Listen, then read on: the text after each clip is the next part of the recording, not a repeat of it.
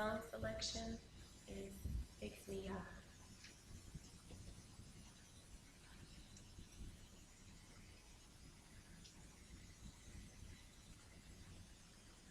Oh, yeah, fix me. Oh, yeah,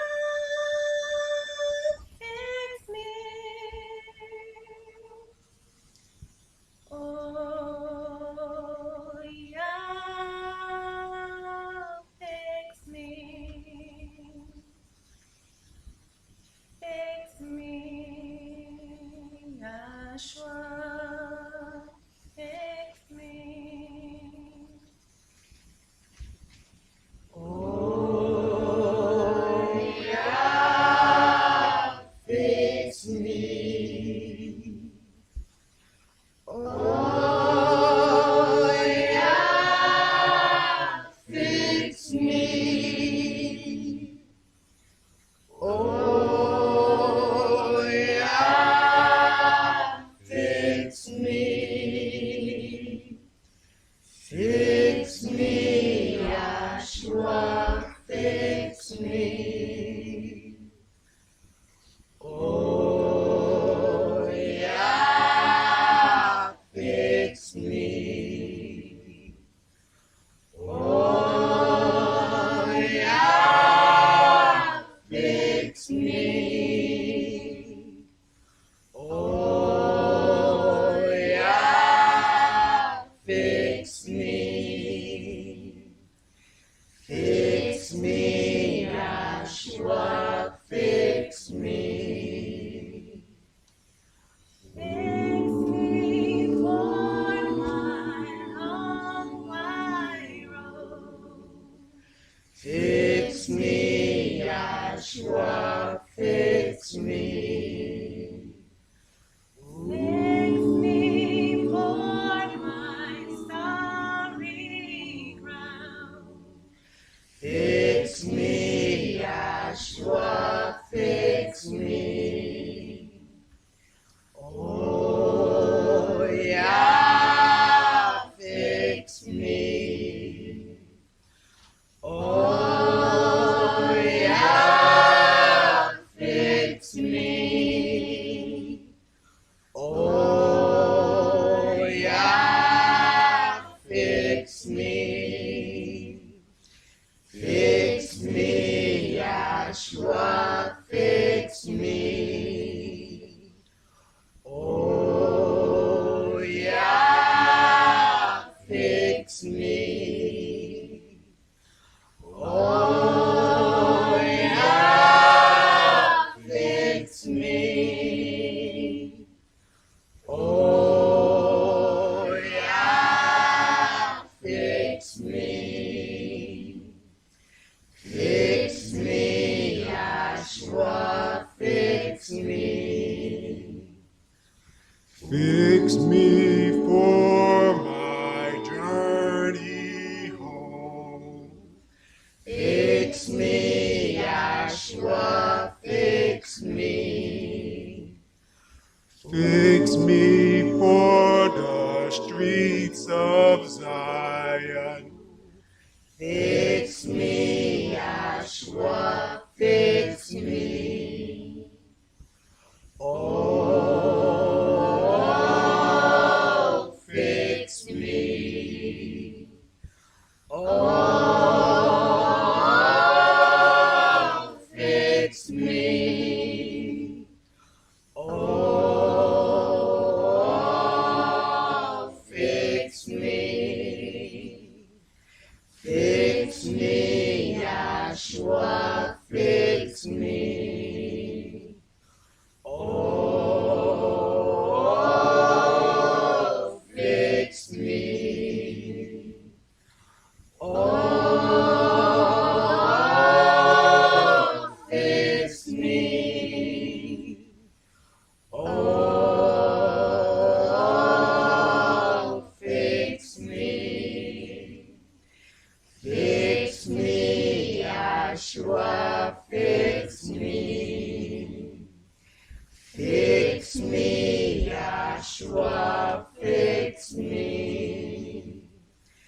Fix me, Yahshua, fix me.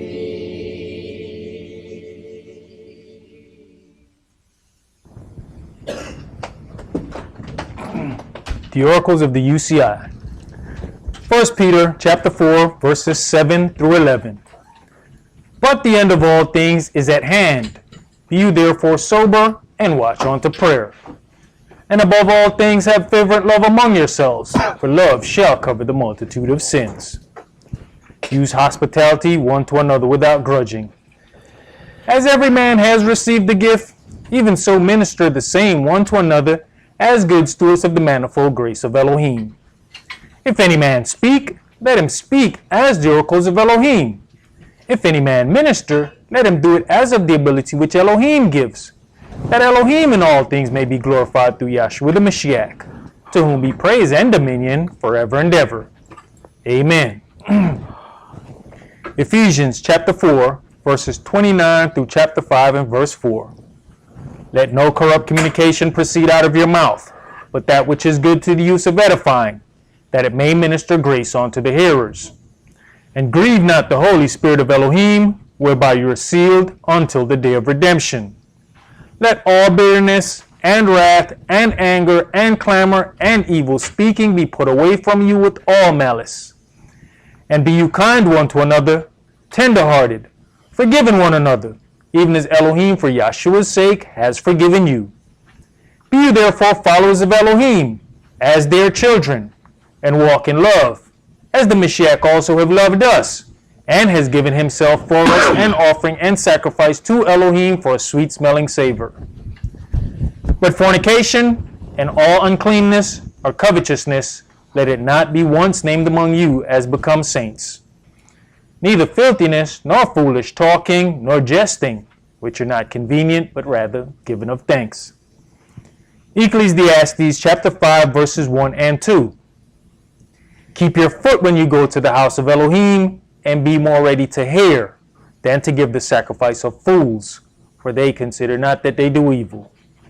Be not rash with your mouth, and let not your heart be hasty to utter anything before Elohim. For Elohim is in heaven, and you upon earth, therefore let your words be few. Exodus chapter 23, verses 20 and 21. Behold, I send an angel before you, to keep you in the way, and to bring you into the place which I have prepared. Beware of him, and obey his voice. Provoke him not, for he will not pardon your transgressions, for my name is in him. Revelations chapter 3, verses 20 through 22. Behold, I stand at the door and knock. If any man hear my voice and open the door, I will come into him and will sup with him and he with me. To him that overcomes will I grant to sit with me in my throne, even as I have also overcame and am sat down with my Father in his throne. He that has an ear, let him hear what the Spirit says unto the churches. All right. Shabbat Shalom. Shabbat Shalom. Which is peace on Yahweh's holy Sabbath day. Welcome to another holy convocation that Yahweh has enjoined unto us here in Stone Mountain, Georgia. Even saying Stone Mountain, Georgia, you guys know that it was supposed to be a KKK rally on the top of Stone Mountain, which is not. A lot of people are, got a little upset about it. But I mean, this is normal stuff. This was their normal meeting place. That's not some strange thing that they're trying to do when we just, consider what's on Stone Mountain. Those are Confederate war generals that are carved on that mountain. And it was a known thing when they would do the laser shows that they would play the I Wish I Was in Dixie song, and it would it would be the symbol of white pride right in the middle of this area. But when you deal with what was happening years ago, there were no black people in Stone Mountain anyway. And we have a tendency to forget all of these things that migrations of people, and how you have to deal with what they call white flight when people left the cities, and then they, realized as they got further and further out, the traffic got, worse and worse and worse, and now all of those things are turning around and changing.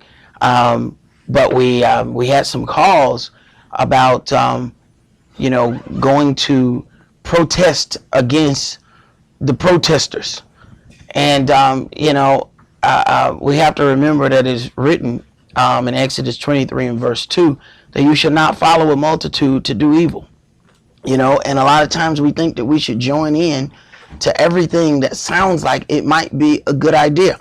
But then you have to consider, what if those things actually get out of hand?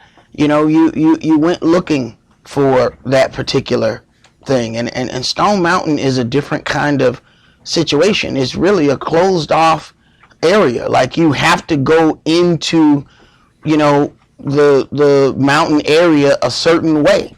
So that is something that you can definitely avoid. If somebody's marching or they demonstrating on your way home, you gotta go home. You go walk across those people. But if you go to Stone Mountain looking to go against the people who are having a rally, you just looking for possible trouble. And it doesn't make sense to go, into a situation like that where they're in the place where you got to go through a gate to get in and a gate to get out. Well, let them go over there and act the fool by themselves. What we going for? And then I hear that it's not possible anyway, because hearing it, I was hearing that they were going to shut Stone Mountain down so that they couldn't do it, anyway. So, the people that were, asking me, they were talking about getting together and getting some people to go over there. What I'm going to get my people, to fighting and get killed up for some meth. And you know who ain't going to be in that? Priesthood took them over there to die. He did that. He gathered them up, made sandwiches and everything. What? No, I'm not participating in it. I don't care if it was open. We wasn't going. If you went on your own. It wasn't because I told you to go. So, we have to, consider some things that the Southern Poverty Law Center lists the following info on the Christian Knights of the Ku Klux Klan. We often use 3Ks. It was interesting when I looked at the website to see that they have 4Ks because they are the Knights of the Ku Klux Klan. And my elder would always say he would never leave the Christian part off. And what I found is when you go to other places, they always left the Christian part off. They never said the Ku Klux Klan is a Christian group. And what the real deal is, they are the first real terrorist Christian group in this country. But it's interesting how all the other people had, all the other groups had, FBI stings and all of these things to shut down their involvement in events and all of these things. But these people have been allowed to kind of falter on their own and then go back and set up again and splinter into other groups. But it's because of their own doing. It's not like the government went in there and shot them up and locked all of them up. That's what they do to the so-called black nationalist group. When you look at the so-called list of hate groups, they'll separate, the white supremacists from the black nationalists. So that's just basically saying you're a black supremacist if you're on the other side of that list. But you'll see the things that end up happening to them. So, brother, read some of this things that is listed on the Southern Poverty Law Center about the Knights of the Ku Klux Klan. I always say Klu for some reason. It's like a tongue twister right there, Go ahead. Founded by David Duke in 1975, the Knights of the Ku Klux Klan has attempted to put a kinder, gentler face on the Klan, courting media attention and attempting to portray itself as a modern, white civil rights organization. Now, one of the things that we have to deal with is them having to, or getting to the point where they're changing their image. They also got them to push into other areas of government, of politics. So, and you're not going to see that sheet. They put on this sheet just to infuriate people. The real members of this thing, you walk past them day to day. When you go to the courthouse and you're trying to do something, and before you start talking, they just hit the table and said, denied. He left his sheet at the house. The hood in the car. So if you keep looking for this hood, you're going miss a whole lot of stuff that's going on, because part of their infiltration into regular things is to get into government offices. This is why you can encounter a policeman and no matter what you say, you're still guilty. Why? He just don't have his hood on. He's got a uniform on. So if you focus on this little hood and this sheet, you're going to miss what's really, going on right in front of you. Go ahead. Non-whites who reside in America should be expected to conduct themselves according to the Christian principles and must recognize that race mixing is definitely wrong. Now, this is what they have put out on their own website. This is their information and the way they feel about certain things. Now, understand, these things were set up in 1975, and you have, it was easier to say all of these things way back when. Go ahead. And out of the question. It will be a privilege to live under the authority of a compassionate white Christian government. So consider how many commercials we now see with interracial couples, and you gotta see that is infuriating white supremacy groups with every commercial that comes on that has an interracial couple on it. Go ahead. There are politicians in Washington, D.C. working around the clock, chipping away at our liberty. But thanks to the foresight of our founding fathers, America has held out the longest against the global, race-mixing, homosexual, antichrist forces working to wipe out white Christianity the way we have always known it. Now, you see, the whole push there is white Christianity. And this is what ended up causing a lot of our people to start trying to do some research and start trying to get some understanding, because when we start giving information about the what the Israelites look like, what Christ looked like, people will then accuse you of being racist. But it's interesting, as long as everybody in Christianity is white, there's not a problem. It's only a problem when the question comes in, well, wait a minute, what did the people really look like? Then there comes this issue. Go ahead. The Mexican birth rate in this country is 5 times that of white people. Now, this is their data and what they end up putting out. And you have to understand that a lot of this information is given to infuriate people or make them feel a certain way so that they will want to react immediately, right now. Go ahead. The black birth rate is 4 times larger.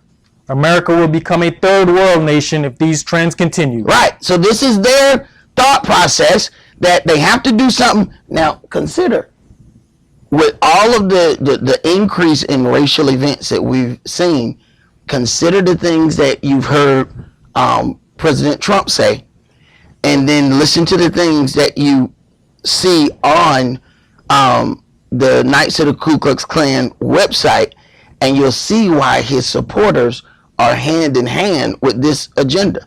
This is the Make America Great Again campaign. Listen to the things that are being said. This is, understand, this is his thought process in 1975.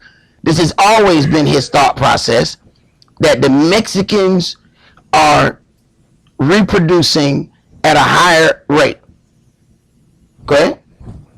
Unless we slow down and cut off immigration by beefing up border control and encourage welfare recipients to have fewer kids. Stop. How do you encourage welfare recipients to have fewer kids? See, there's all kinds of methods. There are a ton. Understand, they already want to infiltrate all these other means of government and things like that. So the first thing is to cut off any kind of assistance. After that, you have many other things. This increased incarceration rate amongst black males, that is automatically going to slow down reproduction if all your males are in prison. And if you feel like your males deserve to be there, you're going to have zero sympathy about the things that they undergo. Not understanding that this is a put together plan, that these people have taken their hoods off, infiltrated government offices, and have implemented their plan. You got to think, being a cop is a Ku Klux Klan guy's dream. Well, not only do you get to shoot black people, but you get a vacation for everyone you shoot. They call it paid administrative leave. But if you can't come to work and you still get your check, what is that other than a vacation? That has got to be their dream job. Go ahead. The white population in America will be swamped. This is from David Duke in the run-up to KKKK's 1977 Border Patrol operation. I don't know how many K's you put in there. That was a lot right there. That's because you used to only hearing 3. I know, right? Let's go to Exodus chapter 1. And we're going to start that at verse 8. That just look like a lot of K's on the paper, don't it? It just throw you off. But you consider the KKK has their own border patrol. So consider the thought process of what they had, and then think about the things that you hear from President Trump. Now you understand why at his gatherings there's always a bunch of white supremacists there. See, when people start saying the same things, they're going to recognize it. Like there's a certain age group, if I start saying certain things, they're going to know where it come from. If I start saying Tupac lyrics, so people going to be like, that Tupac. Now for the younger kids, I'd have to say something else and they'll be able to recognize it. Well, if you're on these websites and Trump starts saying certain things, you recognize, wait a minute, he's down with our cause. I'm hearing the same things I'm hearing from him. These are the same things that we're talking about in our meetings. So they hear those certain words and they understand that he's on one accord with them. Exodus chapter 1, and let's read verses 8 through 22. Now there arose up a new king over Egypt, which knew not Joseph. And he said unto his people, Behold, the people of the children of Israel are more and mightier than we. Come on, let us deal wisely with them, lest they multiply, and it come to pass that when there falls out any war, they join also unto our enemies, and fight against us, and so get them up out of the land. Right, so we see that this paranoia about a group of people latching on to a invading enemy is not a new thought process. This level of paranoia has been around for a very long time. But there's certain things that we can look back and actually see where some of that paranoia was justified. They just did it to the wrong people. And we'll go over that a little later. Go ahead. Therefore they did set over them taskmasters to afflict them with their burdens. And they built for Pharaoh treasure cities, Pithom and Ramses. Right, so their thought process is that if you work these people so hard, they will not have the ability to multiply and establish themselves inside of this nation of Egypt. And you have to look at the state of Israel right now. The things that they do to any immigrants. It is absolutely appalling. They claim that the Ethiopian Jews are their brothers. Those are the only dark-skinned Jews that they will accept. But then they sterilize them when they get there. So their automatic thing is, you can never multiply more than us. And these are supposed to be people of the same faith. You know, to the straight Africans that end up coming there, they end up putting them under all kind of stringent rules and regulations. They can't move. They have to check back in every couple of hours, which means they can never get a job, and they will never get enough money to sustain a family. So there are organized means to make sure that if you are not Jewish, you will not excel in Israel. Go ahead. But the more they afflicted them, the more they multiplied and grew. And they were grieved because of the children of Israel. And the Egyptians made the children of Israel to serve with rigor. And they made their lives bitter with hard bondage, in mortar and in brick, and in all manner of service in the field. All their service, wherein they made them serve, was with rigor. Mm-hmm. And the king of Egypt spake to the Hebrew midwives, of which the name of the one was Shiphrah, and the name of the other Puah. And he said, when you do the office of a midwife to the Hebrew women, and see them upon the stools, if it be a son, then you shall kill him. But if it be a daughter, then she shall live. Right, and we understand that through killing off of the male seed, it is the males that are going to perpetuate the family, that's going to keep the bloodline going. The women are seed carriers. They are going to produce the offspring of whatever male they end up procreating with. They understand this. So their automatic push was not to kill all of the children of Israel, just kill the men. If you kill the men, you will absorb the women into your culture eventually and over time. So when we look at some of the things that are happening, people understand genetics and they know what it is they're attempting to do by killing these men children and not the women. What ends up happening, this is one of the things that causes a divide between us here in America. This same type of thing, that there's more problems that the black male is going to go through. And a lot of times it's hard to explain to females the kind of things that a male encounters, because they say, well, yeah, I went to school, I got a good job. What's your problem? They don't have those things happen to them, so they think it's foreign when the man says certain things, unless they just so happen to be there when certain things go down. But it's hard to explain that to somebody when they've never encountered it. Go ahead.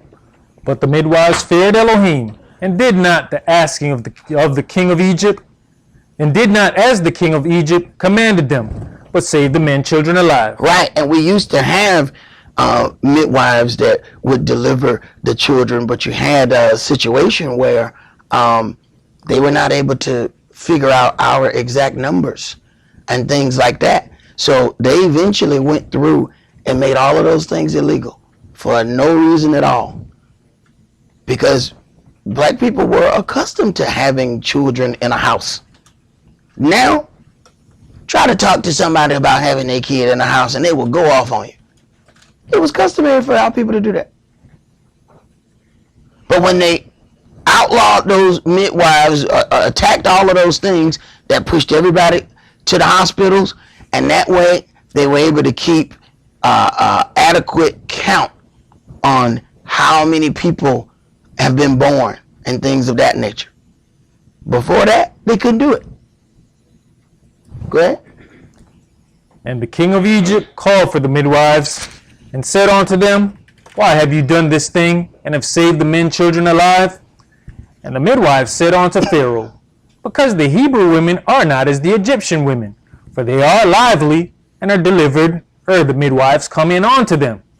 Therefore Elohim dealt well with the midwives, and the people multiplied and waxed very mighty. Now, what we got to do is deal with this situation. Verse 19, and the midwives said unto Pharaoh, because the Hebrew women are not as the Egyptian women, for they are lively, for they are delivered before the midwives come in unto them. That was a lie. Okay? Verse 20, therefore Elohim dealt well with the midwife. Hold on. The word says, thou shalt not bear false witness.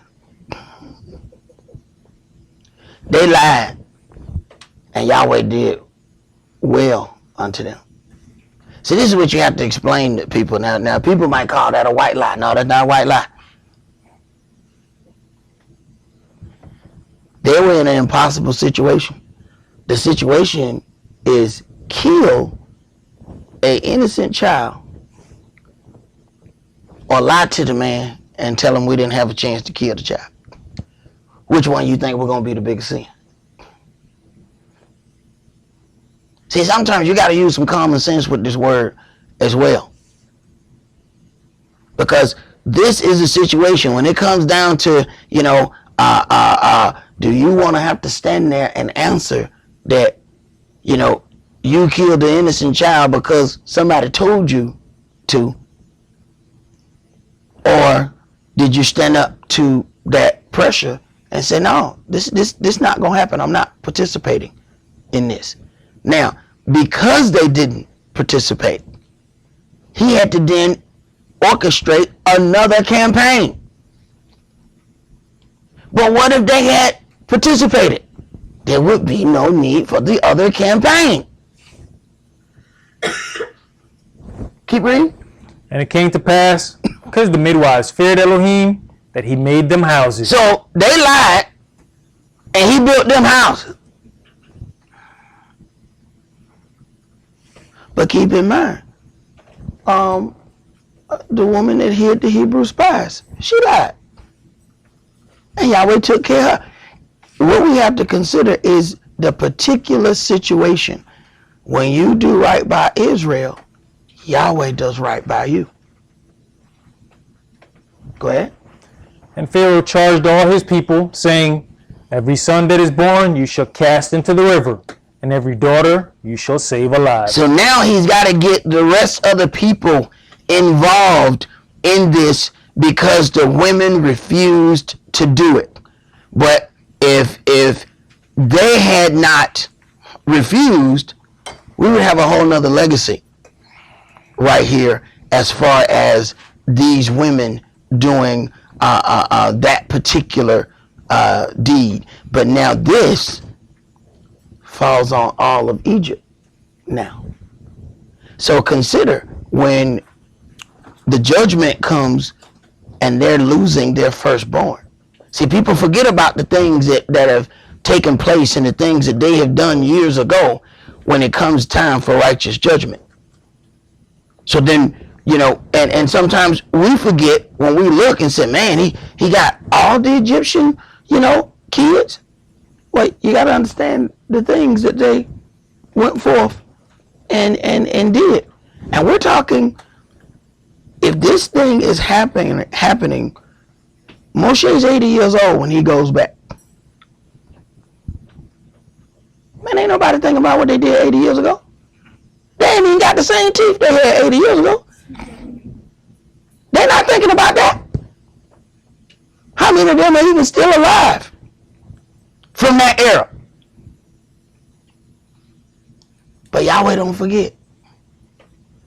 Go ahead, brother. I want you to read these things that we got here from a New York Times article. From a New York Times article entitled, Why the Announcement of a Looming White Minority Makes Demographers Nervous. In a nation preoccupied by race, the moment when white Americans will make up less than half the country's population has become an object of fascination. Now, and we have to consider that there are people that are standing alongside and they are using this to cause certain chaos within America. Understand when The same thing that Russia is doing to America in trying to affect the election, they're doing that in other countries as well. And they knew certain things to go and mess with. So they've studied American history enough to know, hey, it's an issue between them and the so-called African Americans that are there. So let's see if we can cause a problem. Understand who the Russians went after. They were trying to mess with the black vote. Go ahead. For white nationalists, it signifies a kind of doomsday clock counting down to the end of racial and cultural dominance. For progressives who seek an end to the Republican power, the year points to an inevitable political triumph when they imagine voters of color will rise up and hand victories to the Democratic Party. Right, and part of that, this is why you see a constant changing of the lines, and they keep redrawing what a county is, what a city is. This is to constantly manipulate the numbers, because if you constantly manipulate the numbers, there will never be a majority black vote. So if you can continuously manipulate this thing, you can always influence the vote by doing that. At the bottom of this graphic, it says, people went crazy, said Dial Myers, a demographer at the University of Southern California, of the 2008 projection that non-Hispanic whites would drop below half the population by 2042. So this is letting you know the mindset of people once this information came out. Go ahead. In the Census Bureau's projections, people of mixed race or ethnicity have been counted mostly as minority. Demographers say this has had the effect of understanding the size of white population. Understating, the size of white population. Right, because you have interracial people, mixed people who have the ability to decide what they're going to categorize themselves as. Go ahead. They say because many Americans with one white parent may identify as white or partially white. On the other census forms, Americans can choose more than one race and whether they are of Hispanic origin. Among Asians and Hispanics, more than a quarter marry outside their race, according to the Pew Research Center. For American-born Asians, the share is nearly double that. It means that mixed-race people may be a small group now, around 7% of the population, according to Pew, but will steadily grow. Are those children white? Are they minority? Are they both? What about the grandchildren? Now, what we have to consider as we get bombarded with each of these things of dealing with color, you have to consider when Jewish people intermarry, they still stay Jewish. One of them ends up converting. So you have to consider, as all of these other things are happening, there's a whole nother side to this that people are benefiting from that we're not watching. Go ahead.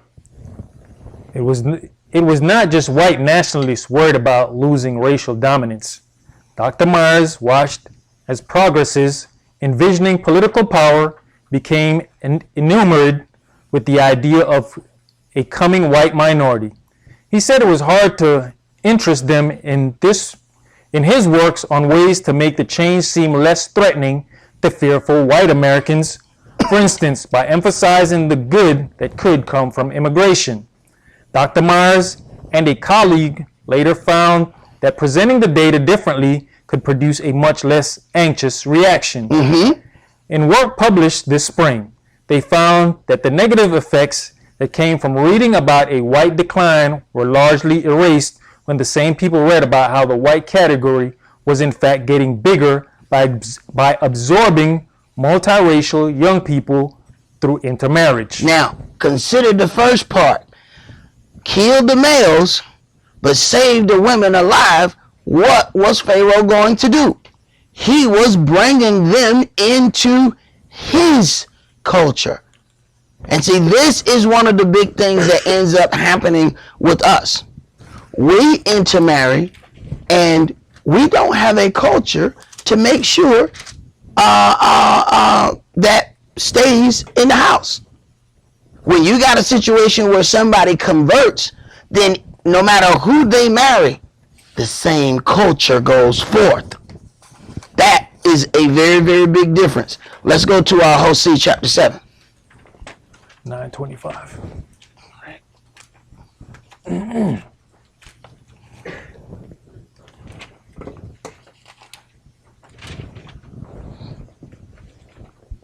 Hosea chapter 7 and verse 1. When I would have healed Israel, then the lawlessness of Ephraim was discovered, and the wickedness of Samaria. For they committed falsehood, and the thief cometh in, and the troop of robbers spoileth without. And they considered not in their hearts that I remembered all their wickedness. Now their own doings have beset them about. They are before my face. They make the king glad with their wickedness, and the princes with their lies. They are all adulterers, as an oven heated by the baker, who ceaseth not from raising after he has kneaded the dough until it be leavened. In the day of our king, the princes have made him sick with bottles of wine. He stretched out his hand with scorners. For they have made ready their heart like an oven, whilst they lie in wait. Their basket sleepeth all the night. In the morning it burneth as a flaming fire. They are all hot as an oven, and have devoured their judges. All their kings are fallen. There is none among them that calleth unto me. Ephraim, he has mixed himself among the people. Ephraim is a cake not turned. And when you consider what there seems to be a really ongoing push, in one of the videos that I think Big Benaya had sent, there was a Jewish guy trying to explain what the children of Israel look like, and he said, well, they would look like the people who call themselves the Palestinians. They would look closer to a certain look, and what you're finding is they're using certain things to mix this thought process in, and one of those things is a constant thing of racial mixing will eventually make everybody look the same. So if you're trying to steal a land and you don't look like the people who come from there, if you can end up mixing everybody else, then you look closer to the people who left by everybody else's mixing. So it's a game that's being played, but we'll all end up focusing on the wrong individuals and how this is going. So when you talk about a cake unturned is cooked on one side. Whenever you're cooking anything, you got to cook it from both sides. If you don't cook it from both sides, you're going to have one side dark and the other side not. So this is what this explanation is. He has mixed himself among the people. He is a cake not turned. Go ahead. Verse 9. Strangers have devoured his strength. Because at this point, the land follows the seed of the male. This is where the underlying thing is. No matter who mixes with who, the land follows the male. So if a woman marries, an Israelite woman marries outside of Israel, she is giving up her family land. Simple as that. That's the part that people are not dealing with. It comes down to this. When you talk about these 12 tribes, the land is divided amongst the sons. This is why you have the whole story of Zelophehad, the daughters of Zelophehad, because he didn't have any sons. Then they had to divide the land amongst the daughters. But then they were very strict on the daughters. You can only marry from the sons of that tribe that your father come from, because that land got to go back to those same tribal men. That's the thing that people are not dealing with. Go ahead. Verse 9. Strangers have devoured his strength, and he knows it not. Yea, gray hairs are here and there upon him, yet he knows it not. And the pride of Israel testifies to his face, and they do not return to Yahweh their Elohim, nor seek him for all this. Ephraim also is like a silly dove without heart. They call to Egypt, they go to Assyria. When they shall go, I will spread my net upon them. I will bring them down as the fowls of the heaven. I will chasten them as their congregation has heard. Woe unto them, for they have fled from me. Destruction unto them, because they have transgressed against me. Though I have redeemed them, yet they have spoken lies against me. And they have not cried unto me with their heart when they howled upon their beds. They assemble themselves for corn and wine, and they rebel against me. Right. They assemble themselves for corn and wine. Let us say it's a party, and everybody shows up. Say, all right, y'all, we got to clean the camp. It'd be 5 people in here. We assemble ourselves for corn and wine. Oh, corn is the hard liquor.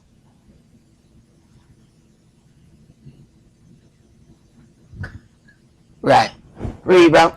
Though I have bound and strengthened their arms, yet do they imagine mischief against me. They return, but not to the Most High. They are like a deceitful bow.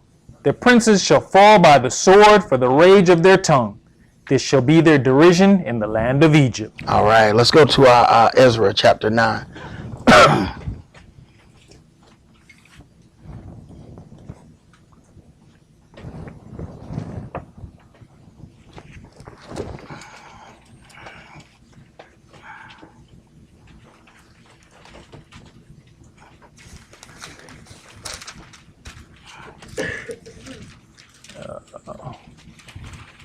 538.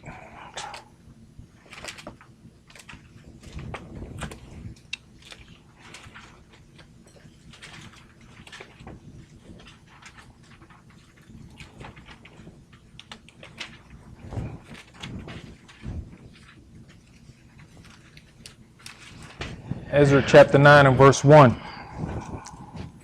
Now when these things were done, the princes came to me, saying, the people of Israel and the priests and the Levites have not separated themselves from the people of the lands, doing according to their abominations, even of the Canaanites, the Hittites, the Perizzites, the Jebusites, the Ammonites, the Moabites, the Egyptians, and the Amorites. Now, the part I have to explain to people that all these people, they're black.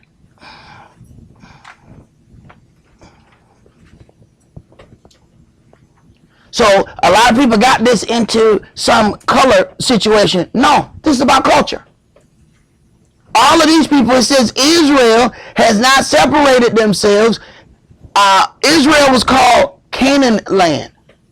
And I watched a video where the guy straight lied and was talking about, hey, they would look like the Palestinians. Canaan is a son of Ham. Ham means burnt. If your daddy burnt, chances are you're gonna be a little chocolate chip. Okay? That's just how that works. Okay? So understand, this is the Canaanites, the Hittites, the Perizzites, the Jebusites. These are all of these people of color that he's saying that these that the children of Israel have mingled with, and his issue was what the issue was before. They're going to end up worshiping some mess. Because when we intermarry, since our people, especially here in the daughter of Babylon, we don't have a set culture. So our culture becomes whatever a mix of the two. We marry an Indian woman, we walk around with a feather in our head. Instead of telling the Indian, hey, we Hebrew, you're going to need to take that dot off your head. And this is the way we're going to walk. That's not what we do. We just mingle everything else together instead of saying this is the culture of this house. This is how we're going to walk. This has been Israel's problem from the beginning. This ain't no new problem.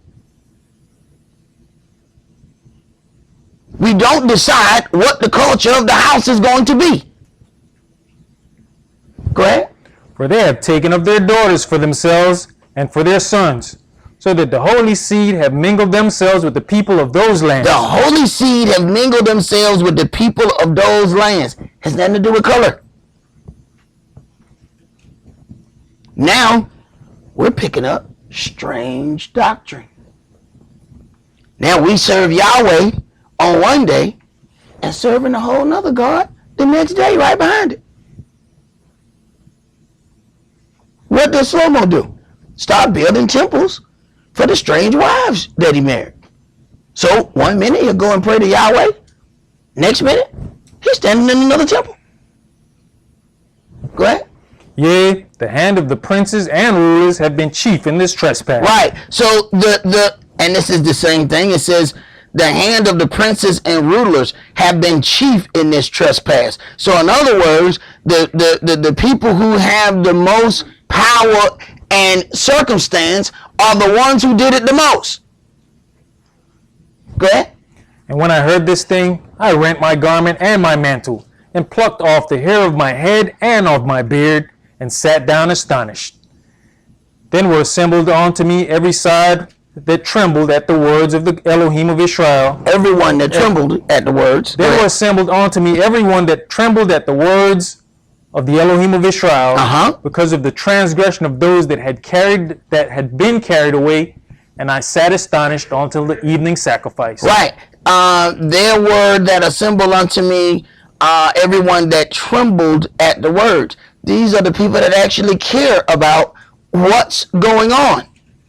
Go ahead. And at the evening sacrifice, I arose up from my heaviness, and having rent my garment and my mantle, I fell upon my knees and spread out my hands unto Yahweh my Elohim, and said, O my Elohim, I am ashamed and blush to lift up my face to you, my Elohim, for our lawlessness are increased over our head, and our trespass is grown up unto the heavens. Since the days of our fathers have we been in a great trespass unto this day, and for our lawlessness have we, our kings and our priests, been delivered into the hand of the kings of the lands, to the sword, to captivity, and to a spoil, and to confusion of face, as it is this day. And now for a little space grace has been showed from Yahweh our Elohim, to leave us as a remnant to escape, and to give us a nail in his holy place, that our Elohim may lighten our eyes and give us a little reviving in our bondage. For we were bondmen, yet our Elohim has not forsaken us in our bondage, but has extended mercy unto us in the sight of the kings of Persia, to give us a reviving, to set up the house of our Elohim, and to repair the desolations thereof, and to give us a wall in Yehuda and Jerusalem.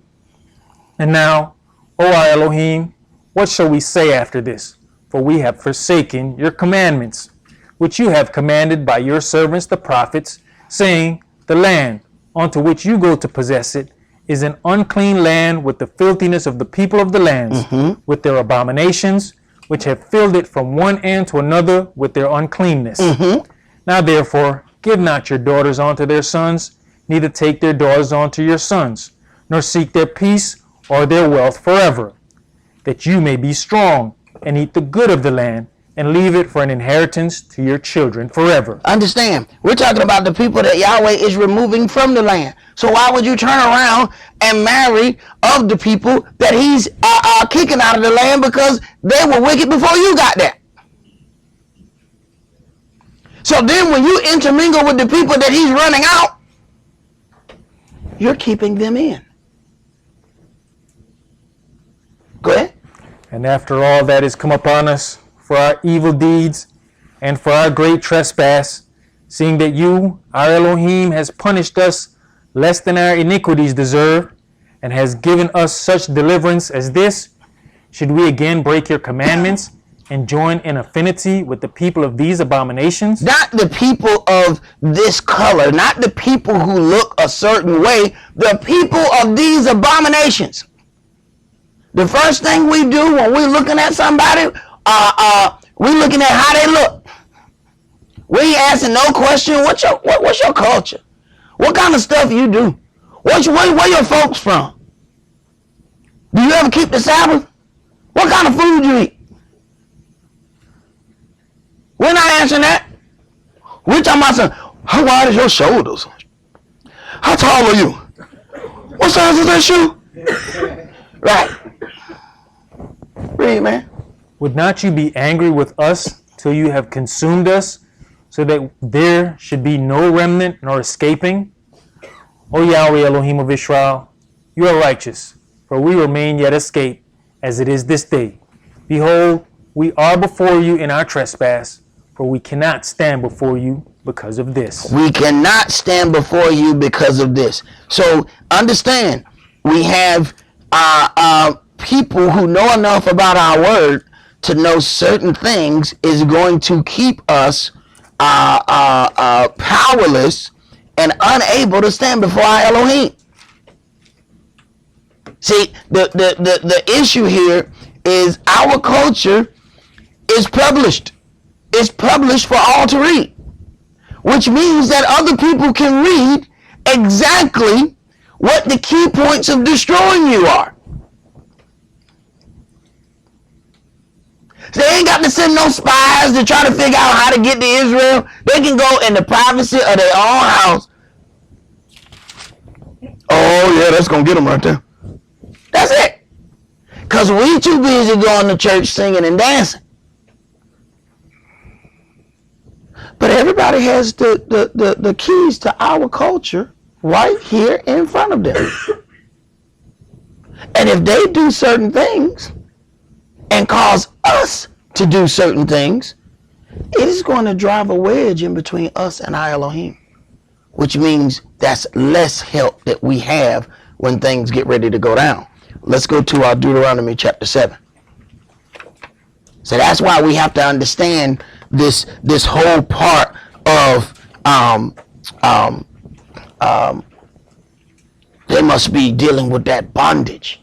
See, that's a little part of mind game to keep you out of the things that's actually going to help you. And those people that are saying it have been encouraged to do so. Deuteronomy chapter 7, and let's read verses 1 through 7.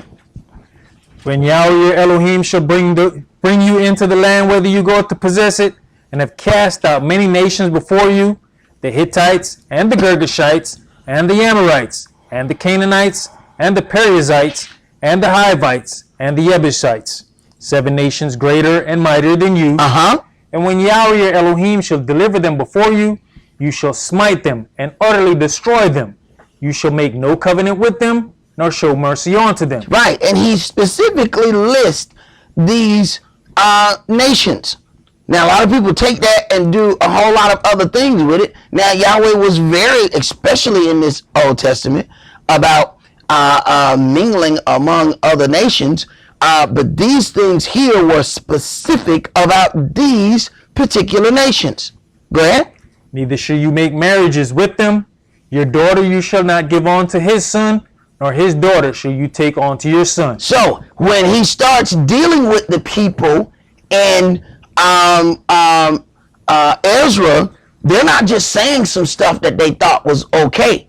They're grabbing this stuff from the law, from the Torah, and saying these were our instructions. Go ahead. For they will turn away your son from following me. And then he tells you why. What's the problem? And that exact thing has happened. Because what we want to do, we want to intermarry and then we want to be fair. Well, since you worship Buddha, we're going to put Buddha right here. See, Buddha going to have a place on the mantle. And then we'll have something, we'll put a little lion there for the lion of the tribe of Yehuda, See, you ought to get up in the morning and the lion that ate Buddha. That's what ought to happen. Read, man. that they may serve other gods. So will the anger of Yahweh be kindled against you and destroy you suddenly. But see, we think that's being fair. That's compromise. There's certain things that ain't no compromise. This is the culture of this house. Go ahead. But thus shall you deal with them. You shall destroy their altars and break down their images and cut down their groves and burn their graven images with fire. For you are an holy people unto Yahweh your Elohim. Mm-hmm. Yahweh your Elohim hath chosen you to be a special people unto himself. Right. Now, if we can mix and mingle the special people so much that people can pretend like they don't know who they are, then now you're not as special anymore. See, if you can't increase somebody else, how about let's just decrease them? If we can take away some of their special attributes, then they won't be as special and we come up by default. Go ahead. Above all the people that are upon the face of the earth. Yahweh, Did you, where you at? verse 6. Okay, go ahead. Yahweh did not set his love upon you, nor choose you, because you were more in number than any people, for you were the fewest of all people. Right. So it's not this thing of how he chose to deal with Israel, and it had nothing to do with our physical numbers. Let's go to Ruth chapter 4.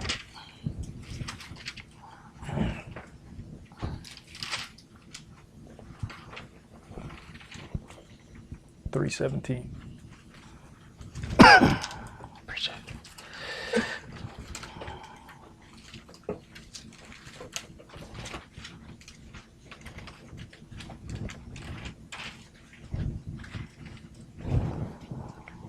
Ruth chapter 4 and verse 1. Then went Boaz up to the gate, and sat him down there, and, behold, the kinsman of whom Boaz spake came by, unto whom he said, Ho, such a one, turn aside, sit down here. And he turned aside and sat down. And he took 10 men of the elders of the city, and said, Sit you down here. And they sat down. And he said unto the kinsman, Naomi, that is come again out of the country of Moab, sells a parcel of land which was our brother Elimelech's.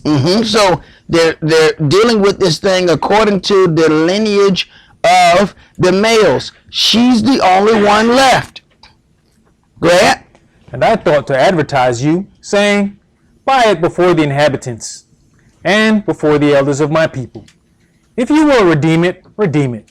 But if you will not redeem it, then tell me, that I may know, for there is none to redeem it besides you, and I'm after you. So even in dealing with the things of lineage, because this other guy was above him, he had to have the opportunity to do that before Boaz. Lineage. One of the things that I watched in the video about, this so-called Jewish person, they try to put down the whole thought process of lineage when the entire book goes that way. We go into Revelation. These 144,000 is according to the lineage of the tribes of Israel. But they want to try to tell you that you must be some kind of racist if you're dealing with lineage. Now these are people that's supposed to be, the book is supposed to be about them. But when it's convenient, they jump in and out of the lineage part. I find that interesting. Go ahead. And he said, I'll redeem it. Then said Boaz, What day you bought the field of the hand of Naomi, you must buy it also of Ruth the Moabitess, the wife of the dead, to raise up the name of the dead upon his inheritance. So in other words, he can't just buy the land. If you buy the land, you got to marry the woman, and you got to get a woman a child. Go ahead. And the kinsman said, I cannot redeem it. He said, you know what? I'm out, bro. I'm out. Stakes too high. I ain't gonna be able to do it. I can buy the land. I got enough money. But that whole getting the children thing, I can't. I done already separated my inheritance. Little Junior done got what he got. And I done already set this. Once I bring somebody else in here, we got to renegotiate who gonna get what all over, and it's gonna be a problem. So I want the land, but I ain't gonna be able to, have these no new children. So I'm out. Go ahead. I cannot redeem it for myself. At least I mine mine own inheritance. And he tells you exactly. All you gotta do is keep reading. How would he mar his own inheritance? They got to renegotiate. You got $100,000. You got 4 kids. Everybody know what their inheritance is. When the 5th one come, everybody look like, our money just went down. Our money just went down. Who is this little snotty nose child that came in here and cut my money there? Right. And you got to watch that kid. They can be like, I'm gonna do something to that little boy. You got to watch that kid everywhere they go. Go ahead. Redeem you my right to yourself, for I cannot redeem it. Now this was the manner in former time in Israel concerning redeeming and concerning changing. Now, first of all, you have to understand how this is going. So hold your place right there, and let's go back to chapter 1 and read verse 16. Ruth 1 and verse 16. So why is this? Because we've read all of these things, how dare these people marry outside of, their culture. But look at the difference in what kind of woman this Moabitess was. Because understand, when we read that other part, it told us about all the people of Canaan, and then Moab was in there too. Now, this is a woman of Moab. Go ahead. And Ruth said, entreat me not to leave you or to return from following after you. Understand, her husband dead. Her mother-in-law is the only one left. So her husband dead, both of their husbands dead. So now a woman is tied to her husband as long as he lived. Her husband dead. She can go back to whatever little strange god the Moabites worship. Go ahead. For whither you goeth, I will go, and where you lodgeth, I will lodge. Your people shall be my people, and your Elohim, my Elohim. That was a different kind of woman. Now let's go back to verse chapter 4. See? Ruth chapter 4 and verse 7. Now this was the manner in former time in Israel concerning redeeming and concerning changing.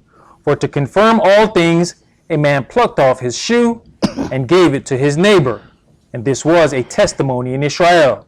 Therefore the kinsman said unto Boaz, buy it for you. So he drew off his shoe. And Boaz said unto the elders and unto all the people, you are witnesses this day. And one thing you're going to have to learn in dealing with Israel, there's certain things you need to have some witnesses. Because people got funny remembrance. Folks will be telling you, I remember you buying this land. Look at that. Come here, such a one. Come here, bro. Come here. Y'all, come on over here. We're about to make a business deal. Need some witnesses for this transaction. Go ahead. That I have bought all that was Elimelech's and all that was Chilion's and Mahlon's of the hand of Naomi. Moreover, Ruth the Moabitess, the wife of Mahlon, have I purchased to be my wife. Why? Because the land and the woman go hand in hand. He couldn't get the land without getting the woman. When you read the things that happened with David and who that crazy king before him? Saul. Yahweh said, I gave you your master's house and your master's wives. All that stuff that went with that land, that's yours now. Go ahead. To raise up the name of the dead upon his inheritance, that the name of the dead be not cut off from among his brethren, and from the gate of his place. You are witnesses this day. And all the people that were in the gate and the elders said, we are witnesses. Yahweh make the woman that is come into the house like Rachel and like Leah, which two did build the house of Israel, and do you worthily in Ephrathah, and be famous in Bethlehem. Right. And they don't seem to be coming at her in some kind of strange way. They have watched this woman and how she has behaved herself since she got among those people. Go ahead. And let your house be like the house of Pharez, whom Tamar bare unto Yehudah, of the seed which Yahweh shall give you of this young woman. So Boaz took Ruth, and she was his wife. And when he went in unto her, Yahweh gave her conception, and she bare a son. And the women said unto Naomi, Blessed be Yahweh, which has not left you this day without a kinsman, that his name may be famous in Israel. And he shall be unto you a restorer of your life, and a nourisher of your old age. No, so consider this.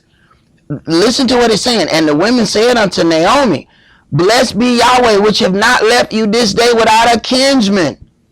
Her husband dead, her 2 sons dead. Now, through her daughter-in-law, she then has this child.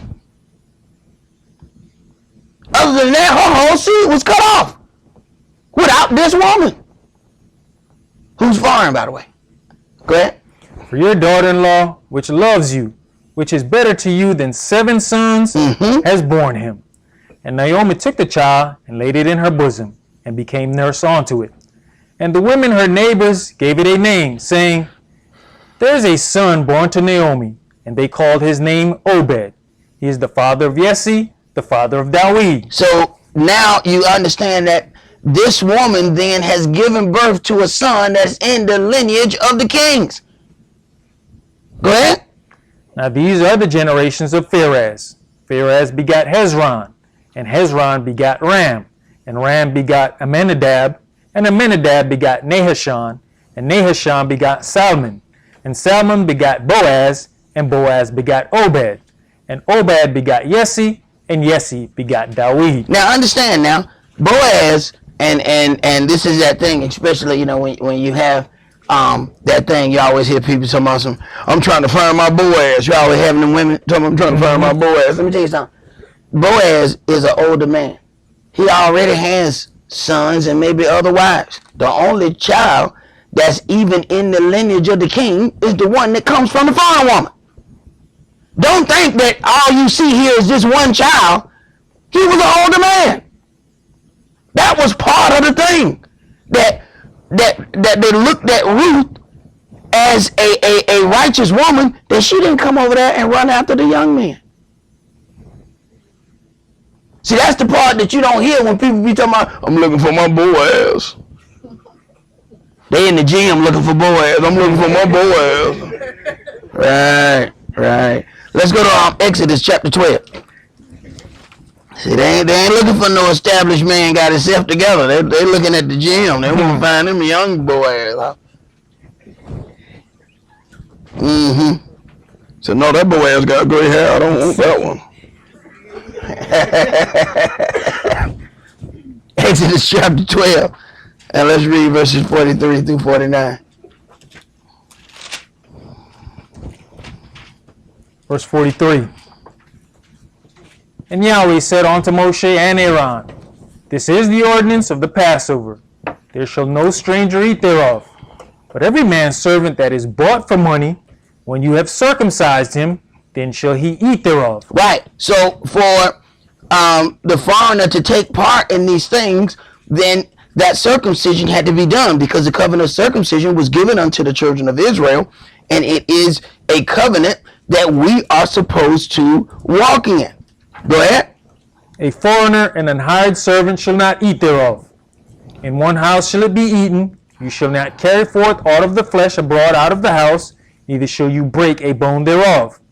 All the congregation of Israel shall keep it. And when a stranger shall sojourn with you, and will keep the Passover to Yahweh, let all his males be circumcised. Now, you find that this is rather interesting. When a stranger shall sojourn with you and will keep the Passover, all his males are to be circumcised. Go ahead. And then let him come near and keep it. And he shall be as one that is born in the land, for no uncircumcised person shall eat thereof. So now you find that this was the set in stone law about dealing with this Passover. If any foreigner was going to deal with that Passover, then all the males of their house must partake in this circumcision. Go ahead. One law shall be to him that is homeborn, and unto the stranger that sojourns among you. So now we have to consider the weight of this thing, and then we go to what's set up now in the New Testament. This has now been set aside for the baptism. This is why we say if somebody has not gotten their baptism, they need not partake. They cannot partake in the things of the Passover. The circumcision is something that Israel is supposed to do anyway. But understand that Euro Gentiles were not given circumcision. They were given baptism. And whether circumcised or not, they can still partake of the Passover. Now, understand when it comes time for that righteous kingdom to be set up, it is written, no one uncircumcised in flesh or in heart shall enter into that kingdom.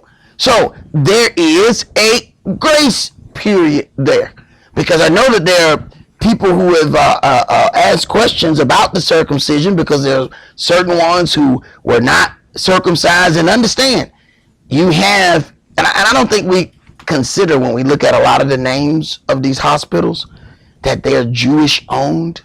I don't think we pay attention to that. We don't really pay attention. And then just so happen, there ends up being a large amount of black kids who didn't get a circumcision. And we keep thinking, wow, that's peculiar. No, it's not peculiar. You ain't paying attention. Go ahead, bro. I think that was it. That was it. Let's go to Nehemiah chapter 7. Actually, I can read the last verse while we go there. One law shall be to him that is homeborn, and unto the stranger that sojourns among you. So then we see, even when you read the things of the New Testament regarding the circumcision, it says that once you receive that circumcision, you have now the duty to do the whole law. So those that were not given circumcision, and then they received the circumcision, they are putting the duty of the whole law on them. It wasn't given unto them to do that. That was given unto Israel. But you see how people can deal with this one size fits all thing, and then they get themselves into something. I had a Jehovah's Witness come to me and start talking all kind of stuff about the law and blah, blah, blah, blah, blah. And I just asked him one question. Are you circumcised? And he knew exactly where I was going. I said, no. Just answer the question. Are you circumcised or not? I said, right. You know where I'm going. Then you have made yourself a debtor to do the whole law. Get out of my face. See, I'll talk to him for a little while and then I kick him off my porch. I'm not going to be there all day talking to you, because at the end of the day, they're going to give you their pamphlets, but they're not going to take none of yours. Their whole thing is they think they have accurate knowledge. So I'm going to give you a couple minutes. But I tell you what, it's going to be a real brisk couple of minutes. We're not going to be here all day. You can believe that. Because I know ain't nothing going to happen between that. It's a spiritual workout. Every now and then you ought to work out. You see the Jehovah's Witness, run, go catch them. Excuse me. Hey, go over here. I got one. Go over here. Hey. Yeah, my little Lucifer worshiping friend. Come on over here. Come on. Let's talk. Yeah, I got a sword right here. Hey, when you feel like a spiritual exercise, go ahead and get one. It's a good little workout. You're going to learn something from it. But I'm done with them workouts. I need some bigger fish. You know, I've done that. You know, move on. But I'm not going to tell y'all not to do it. It'd be good for you. You know what I'm saying? You know, and then you need to beat up on Jehovah a little bit, you know? You need to show him the power of your God. I tell him point blank. My God whoop your God. You know what I'm saying? Simple as that. It is what it is. So let's go ahead and get into it. So it'll be a good thing for you from time to time. Go ahead and read that, brother. Nehemiah chapter 7 and read verses 63 through 64. And of the priests, the children of Habiah, the children of Koz, the children of Barzillai, which took one of the daughters of Barzillai the Gileadite to wife, and was called after their name. Right. These sought their registry among those that were reckoned by genealogy, but it was not found. Because if it's reckoned by genealogy, then it's going to be after the male. because you married the woman and then was called by their name, when we go into genealogy, we're not going to find no daddy. When we look for your daddy, we're not going to find an Israelite. This is why I try to tell people the real power and strength of women marrying outside of Israel. You have given away all your land rights. And there are parts on here where a woman was given unto another man of Israel, but her daddy had stuff. She went to asking all stuff. Look, give me the nether and the upper springs. You know what, daddy? Give me such and such and such. And he gave it to her. Now that stuff stay with her descendants because she's married from within them tribes. That stuff stay there. When a woman married outside, we're not going to give Israel land away. You got to understand that. So you do whatever you got to do. But Israel land not going to be divided. That's not already happened. That's not going to happen again. Go ahead. Therefore were they, as polluted, put from the priesthood. Right. Because they could not find a father in the priesthood, they were not allowed to be in the priesthood. Now let's go to 2 Kings chapter 17. See, that's that thing. That's why you go in this New Testament and you're not going to find anything about priests among the Gospels and the letters. Then when you get into Peter in Hebrews, when he's talking directly to the children of Israel, then you start finding stuff like priesthood, priest. Well, no need of them hearing nothing about no priest, because they couldn't be that. What are you going to talk to them about something that they can't do? That ain't going to do nothing but annoy the people. So you go to somebody's house and you're like, oh man, you want some fried chicken? Yeah. Well, you got none. Well, what you asking me for? You done brought up fried chicken, I can taste it now. You ain't got none. Hey, I'm going to tick somebody off. What you talking about it for? 2 Kings chapter 17, and let's start at verse 18. Therefore Yahweh was angry with Israel and removed them out of his sight. There was none left but the tribe of Yehudah only. Also Yehudah kept not the commandments of Yahweh their Elohim, but walked in the statutes of Israel which they made. And Yahweh rejected all the seed of Israel and afflicted them, and delivered them into the hand of spoilers until he had cast them out of his sight. Right. This is the punishment for Israel. This is the same thing that was written in the beginning. If you do not serve Yahweh, then your destiny is to serve the nations. And people who know our culture know this. So they are using that against us. See? You go ahead and mingle among everybody, and because you don't even fully understand your culture, you're going to be further down the line because you're mingling and you're not preserving your own culture as you're doing it.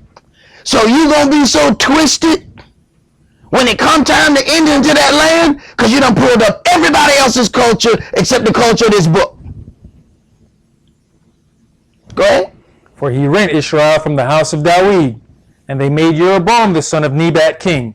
And Jeroboam drave Israel from following Yahweh and made them sin a great sin. For the children of Israel walked in all the sins of Jeroboam which he did.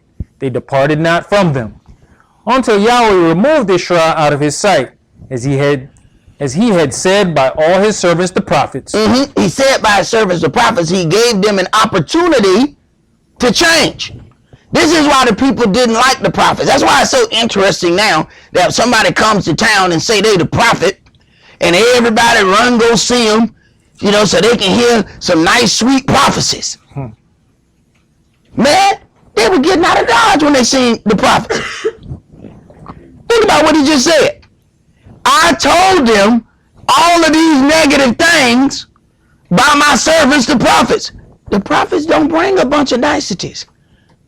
When they show up, they're like, look, man, hey, Yahweh about to do something to you. I'm trying to tell you. Man, I ain't trying to hear that. Then, you know, stuff don't happen in 2 weeks. So we like, forget him. About 10, 12 years go by, Yahweh send another prophet. Hey, y'all about to get tore up. We wait 4 weeks this time. Don't let it happen. We go back to doing it. Right. We ain't listening to that until stuff start happening. So our people did not like seeing the prophets. How all of a sudden Sunday morning the prophets are somebody that they pay to go and get to come to their church. Oh, we finna do prophecy. Everybody pull out your money. You got to pay for the prophecy. If one of them actually said, oh man, you finna have a righteous judgment and your whole left side gonna rot off, I'm supposed to pay you $1,000 for that. I'm supposed to pay you for that. You done told me my whole left side gonna rot, I'm gonna pay you for that.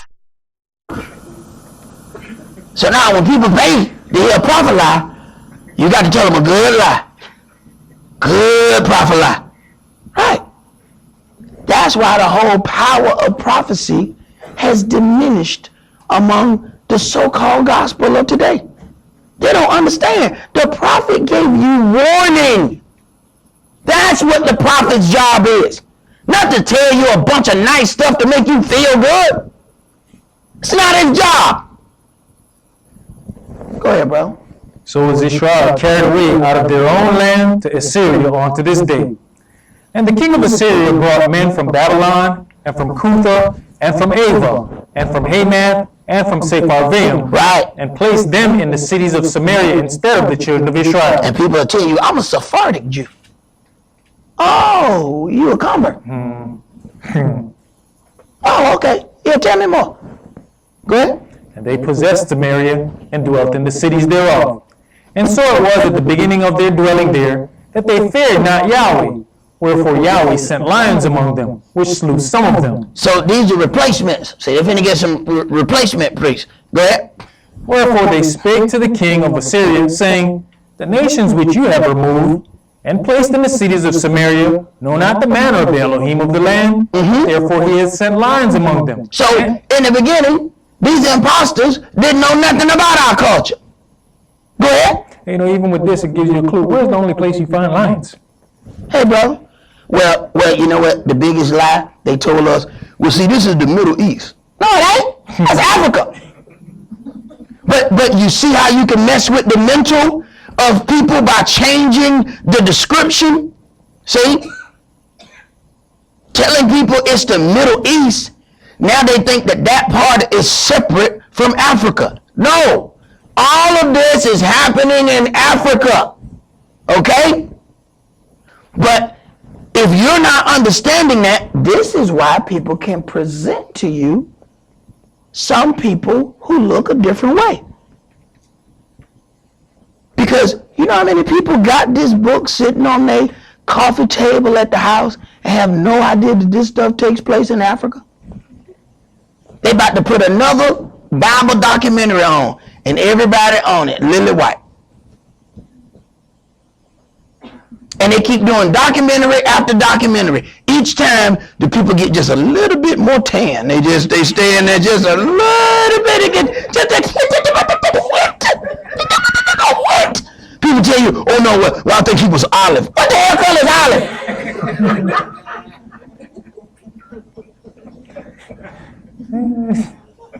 Do he look like the olive or the oil? I'm trying to figure out. I don't know what that is. Read, man. And behold, they slay them, because they know not the manner of the Elohim of the land. Then the king of Assyria commanded, saying, carry thither one of the priests whom you brought from thence, and let them go and dwell there, and let him teach them the manner of the Elohim of the land. Boy, I tell you, you know, when I tell you Yahweh punish you, when Yahweh make you train your replacement, you can't get no more raw than that. Same thing he did to Eli when Eli wouldn't do what he was supposed to do. He sent Samuel. Eli had to train Samuel, and then Samuel took his place. And it hurt Samuel because he loved Eli, because Eli was like a daddy to him. But Eli had a real problem with following instrucciones. And Yahweh didn't care nothing about it. You finna go. You finna die, your son's finna die, and that boy that you've been training, he about to take your place. So now we had to train the replacements. So this is how they got replacement priests. They got some B-team priests that coming in here. So when you see them people and they talking about, oh, we a rabbi, you B-team. You B-team. B-team, go sit down. I know how you got in here, B-team. Don't come up in here talking about like, you know what I'm saying, you been here, you wanted the authentic, you B-team. You come in when we get tired, all right? That's when the B-team get to play, when we up by 50. Go ahead, man. Verse 28. Then one of the priests whom they had carried away from Samaria came and dwelt in Bethel and taught them how they should fear Yahweh. Howbeit every nation made gods of their own, and put them in the houses of the high places which the Samaritans had made, every nation in their cities wherein they dwelt. Right. So they openly had Yahweh on one side and all they phallic symbols and all the other stuff that they worship, the star of their god, Remphan, and all of that, they had all of it side by side. But they wasn't given the same things that we were given, so the same judgments didn't fall upon them. They weren't given the law. That's why they can serve two gods and nothing happens. We do it and punishment comes to us. And if you don't understand that, now you're walking around talking about how everything unfair. So then they taunt you with those things. Think about how many times we look at television and you see some corruption going on in government and our people getting marched off to jail and they crying. They just had a sister on TV the other day. They gave her time, she fainted. Poor sister. But you know what the problem is? We sit by and they watch all the Caucasians take money, get bribes, and then we say, I can do it too. Oh, them getting money. Look at that brand new Corvette they got over there. I can do it too. We can do it. Punchinella. We can do it. Go ahead. You going to jail. We do it, we go to jail. And we can't figure out why. You getting judged by a different set of rules. They don't have that same thing over them. You do. So then we get jealous when other nations are able to do evil and things don't happen to them. And now we contemplating it. So you see them just steal that coat? Did you see that? I like that blue coat over there.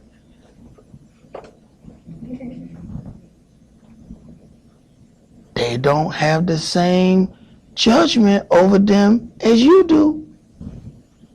Try it if you want. And this is what encourages us, especially when some of us do it who have already made their league with Satan. So then we got some little Satan worshiping friends, and Satan protect them when they do evil. So now we want to do evil too. We just want, put Yahweh in the back pocket. Yahweh, you don't want to see this. I'm about to do something with my Luciferian friend over here. Right. And he like, and I'm going to let your Luciferian friend go home. But you're going to go to jail before the night over with. Right. Go ahead.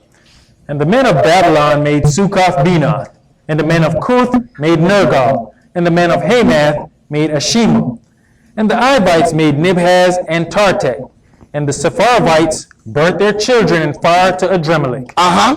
And Anemelech, the gods of the Sepharvims. Right. And because we want to be like the nations, we pick up the same things. And y'all were like, who told you to burn your kids in the fire? Well, because we've been hanging around them and, it seems feng shui.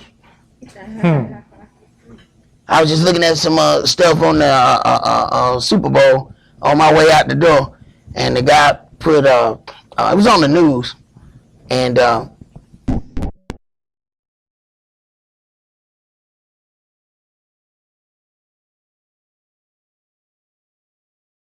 I was grossed out on my way walking out the door. Good God Almighty. But they tell the people, oh no, this is a delicacy. That's what's going to happen to your insides. It's going to be very delicate. You keep eating that stuff right there. Go ahead, bro. So they feared Yahweh and made unto themselves of the lowest of them priests of the high places. They made the lowest of them priests. That's why I call them B-team. See, people be saying, Esaac be saying some mean stuff. They the lowest of them priests in the B-team. Right? Which sacrificed for them in the house of the high places. They fed Yahweh and served their own gods. That's why you're going to go through when you try to deal with the Jewish, all of a sudden you're going to start hearing stuff. You know, people say, do you keep Hanukkah? Do you keep the Festival of Lights? Do you keep such and such? All right, well, show it to me in this book. Right. No, I don't keep that. That's why you're going to find all other kind of rituals that ain't got nothing to do. You got prayers that don't make no sense. You have things that, they have a thing that they do on atonement called the